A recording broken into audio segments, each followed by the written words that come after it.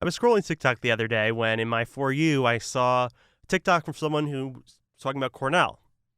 So I watched the whole TikTok and their story was something that I thought needed to be told. So here's my interview with Lana Kennedy-Brol. Can you tell me a little bit about your journey from upbringing until now? I grew up on and off the Seneca Nation Cattaraugus territory in Western New York. And I went to Silver Creek High School and I skipped a year about my 11th grade year. And I graduated a year early in 2003. And I got into Cornell originally, that time the hotel school. I guess to start, I attended the high school program that they have in the summer after my sophomore year, I believe. And that was when I really fell in love with Ithaca and Cornell. And there really wasn't anywhere else I wanted to go at that point. So that is what prompted me to kind of get out of high school more quickly because I was pretty sure I would be able to go to Cornell. And so I went into the hotel school at 17 in 2003. And I didn't really go to class very much. I don't think, at that point in my life, I was a teenager who just didn't have any direction really other than escaping home. I went to a lot of parties and I didn't go to most of my classes, but I had a full financial aid and scholarship. So when it came towards the end of that semester and I realized I'd really screwed up, I kind of panicked and I took a leave of absence, a health leave of absence right before the semester ended. And I didn't want to go back home to Western New York because it was embarrassing. I was so proud of myself for, I was one of the smart kids, I would say, in high school, kind of just naturally not the smartest, but was pretty intelligent. And it was a big deal that, I skipped a grade and then got into Cornell. And so I didn't want to go back there. And my sister, who's 2 years older, was living in California at the time, on the Central Coast. So I went there for 6 months, or that was supposed to be my semester off. And I got a job for the first time in my life because I didn't come from money, or I grew up pretty poor. And it was fun. And I just ignored everything, all the calls from Cornell, all the emails. I didn't log back into anything. I just ignored it all because I wasn't mature enough, I guess, or ready. And I was just dealing with a lot of childhood trauma. So, but I didn't really know that's what it was. So I lived out there for 6.5 years and I moved back to Western New York in August of 2010, I think, back to the res. And I worked for the tribe for a while. And in 2012, I had my son, Max, and I just jumped around from different jobs there. And I'd always wanted to come back to Cornell. It's always something that I've carried with me, thinking that I dropped out. I thought I dropped out. I thought and I would never have reached out to hear the official you're out. I just assumed it and it was too much for me to face. I didn't want to. I was so sure that after everything, no, they're not going to give me another chance. And I didn't really know how college worked or anything. So my mom, who went to college, she had passed away when I was 11, so it's not like she was there to guide me. And my dad went to Thomas Indian School on the reservation, and he didn't even make it through fifth or sixth grade, I don't think. So I just assumed. I just went off my assumptions, and I was too afraid and young to find out, I guess, or too insecure. And then in May of this past year, I met someone who works at a college in Allenstown, Pennsylvania. But his mom lived in Western New York where I live. And we were talking and he's like, "Oh, where'd you go to school?" And I, of course, was like, "Well, it's a painful subject for me. I skipped a year in high school. I got in Cornell. I went, but I didn't really go. And I never went back. So, it's a big regret." And he's like, you should go back. And I'm like, yeah, like that I want to. Like I still carried my 2003 ID around in my wallet because it was a dream to go back somehow someday. But like being a single mom, I didn't really see how it would happen, although it was always there. And I was just like, oh yeah, like I'd love to, but it's like I wouldn't know how. And then later on when we were talking, he brought it up again, and he was like, no, about Cornell though. Like I don't just have a degree in art. I have a double major in business administration or something. And he goes, if you didn't drop out officially, like if you took a leave of absence and never went back, you could probably be readmitted. And I was like, what? I'm like, it's been like 17 years, and I didn't even go to class. He's like, no, because I used to work at Parsons and I was like a student advisor for a while. And he's like, there's like committees who will vote on that if it's been a certain amount of time. He's like, it's really a possibility. So like that moment, that night in May of 2021 just changed my whole life. And, like it changed my whole world, I guess, and what I thought was possible. And so it's really exciting. And then like he followed up with me the next week and he's like, I really just wanted to say that you should like do a cold call to Cornell and just, throw it out there, the concept, and see if that's something they do, because each school has their own policies. He's like, I really think you should do that. And so I did. I called the hotel school. I think I just called the hotel school like admissions office. And I kind of was like, I have this really weird situation. And like I, kind of explained what I was told. And I kind of had to go back and forth because the person I spoke to, she was really sweet and helpful. And I think there was some confusion where she also thought that that wasn't a possibility. And she thought that I would have to be like reapply. And so I asked, like, I tried to explain again what I think might be a policy, if she could kind of ask up the chain. And she did. She's like, I mean, I don't think so, but I'll look into it. I'll ask. And when she got back to me, I think eventually I ended up hearing from the director of student services, I think, in the hotel school. She sent me an email and explained what the process was. Since I was on a health leave, I'd have to come back through that process. And then I would have to submit like an official academic request, a formal one. But she basically said, yeah, that's an option. And it was just wild. It's all crazy still. So I went through, probably starting in June is when all of that started. And it was a lot of emails, a lot of reading. But at a certain point, it was pretty promising, but it still wasn't, like official till October, I believe, once I was finally through the process. And here I am. Here you are. And I did see also on TikTok, you mentioned something about you had a little bit of an issue getting your financial aid back because initially you mentioned you had a big scholarship or a full scholarship. So I guess what was that process like? What was that whole thing like, getting back that financial aid you had a long time ago? Cornell has a really great aid package. Like they offer aid on their own beyond, the normal federal finance, like all that kind of financial aid and stuff. They also have their own money, I guess, that they give based on need.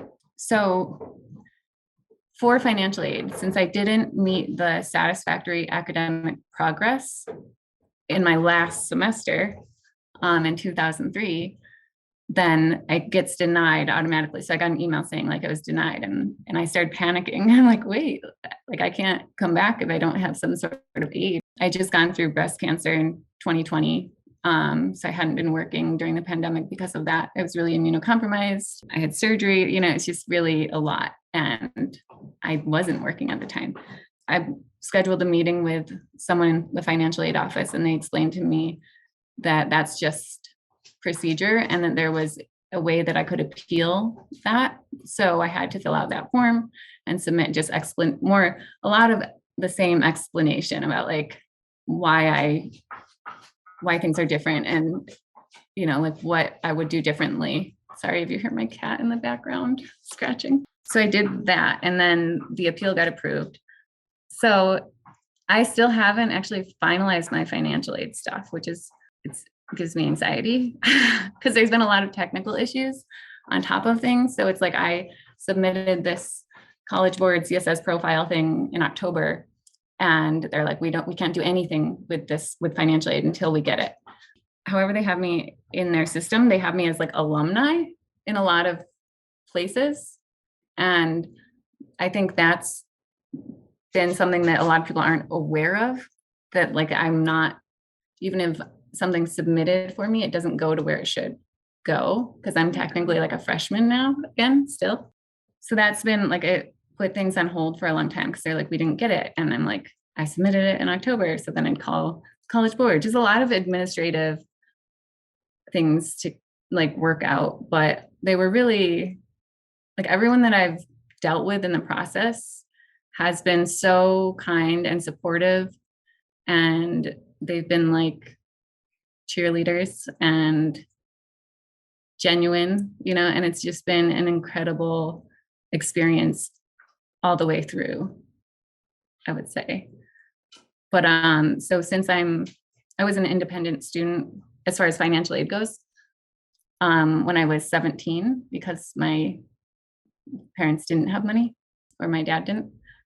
And so I had full financial aid from the school plus the regular financial aid. And then I also had some scholarship money from an organization within the school. I believe I was like a mining, I don't know how to say it, scholar. So that's how, like I had a full ride at the time. So I've yet to see my financial aid package for now. Right now I have a $30,000 bursar bill, but we'll see. It should be, hopefully kind of like back then, I hope. So you said you're living in a dorm now. I don't know how it is at Cornell. I know at Ithaca you can't have pets. It's and you can't have it's just students. So I guess so you were allowed to go into one with your kid and with your pets and whatever. I don't know whatever or else is part of your family unit. So Cornell allowed you to do that on campus. Yeah. Again, there's like you'd be surprised at like what they have procedures for, and so. Since I have a child, I count as like a professional student, even though I'm an undergraduate. And they have graduate and professional student housing. So it's mostly graduate students who have, kids or spouses or something. So it's just me, Max, and our cat Tiki, who we got after I made it through the cancer experience because that was very traumatic for him too.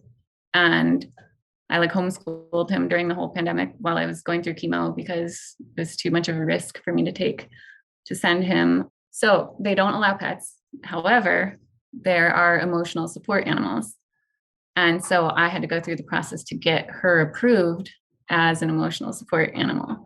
So it's like every step of the way, it's been like, it looks like, it was so easy, but it wasn't. It was a lot of work. It was a lot of following up, a lot of reaching out, trying to figure out what the issue was or asking like, how can I help?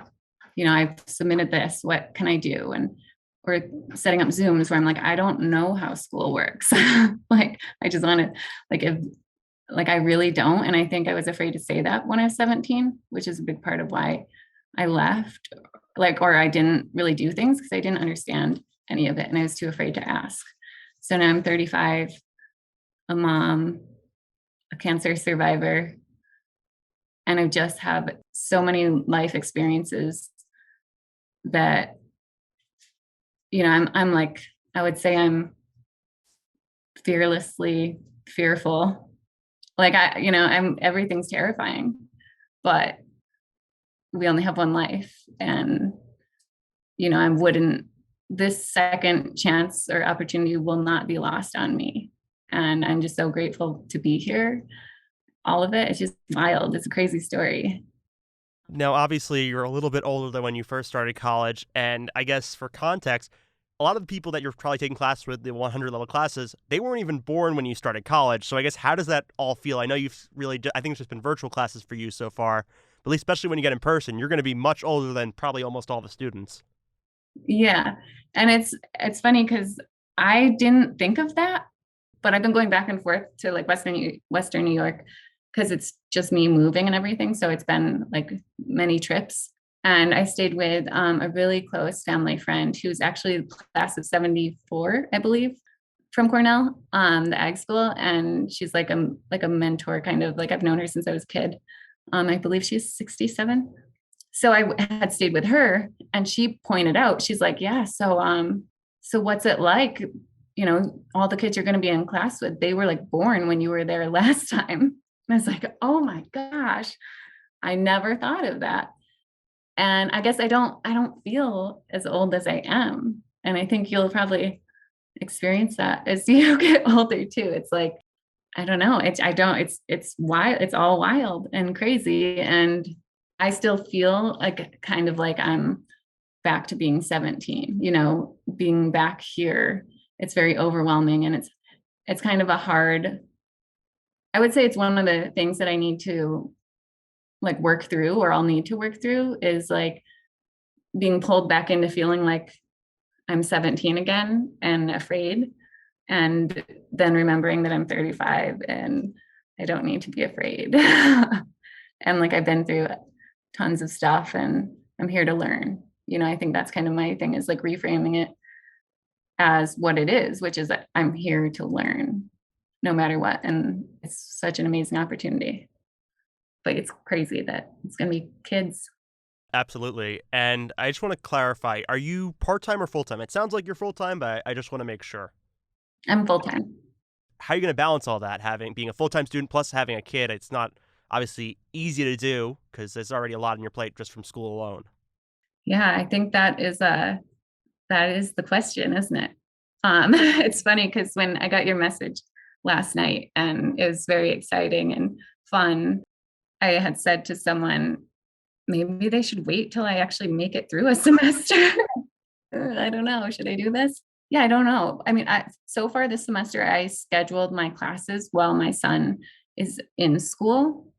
So I don't know. So far, it's been going okay because it's online, which is nice. But like, I look forward to the in-person experience. I look forward to utilizing all the resources, you know, that probably people, a lot of freshmen really are too afraid to do or they don't know is there, you know, like I think just I plan on utilizing all the groups and the supports and you know there are more policies than you would think that are there to support students be like in being successful no matter their situation. And I think that's something that like, you know, they say a lot with like Ezra Cornell is that was something when he created the university that was important to him, you know, like any person from any background, like at, I don't quote me on that. I don't know. I should look that up, huh? But you've probably heard it if you're in Ithaca. So, you know, I think they do have a lot more to support people and people in like a non-traditional student, I guess is also kind of what I am. And I know there's a group for like non-traditional students or something, or moms. There's people have told me there's like organizations and I have yet to reach out to them. But yeah, I don't know. I'm gonna figure it out, I guess. My final question is, what advice would you give people, first of all, in the situation you were in when you were 17, who was in a similar, if someone's in a similar situation to that, and I guess someone in a similar situation now who's a single mom trying to come back to college?